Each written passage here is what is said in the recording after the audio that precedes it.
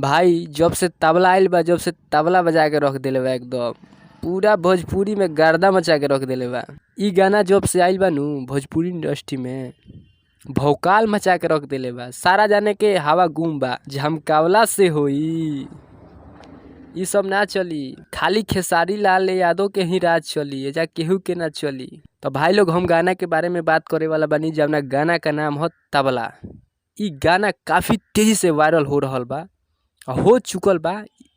1 महीना पहले इ गाना सारेगामा हम भोजपुरी पर रिलीज कइल गइल ह, जवना गाना के रउरा सब मतलब 60 मिलियन व्यूज पार करा देले बा। तो इ गाना के बहुत प्यार दी, और इ गाना सबसे ज्यादा ग्राउंड लेवल पर बज रहल बा। ऑर्केस्ट्रा में जितना भी लोगन के आवत तारी सन नचनिया, यही पर नाच करत तारी सन। नचनिया तो बजते बा, ओकरा बाद इहो बाजता। 1 नंबर अभी इ बाजता तबला, ओकरा बाद नचनिया बाजता। आप सब इ वीडियो तनी मनी देख ली कुछ सेकंड के, फिर ओकरा बाद हम बात करें।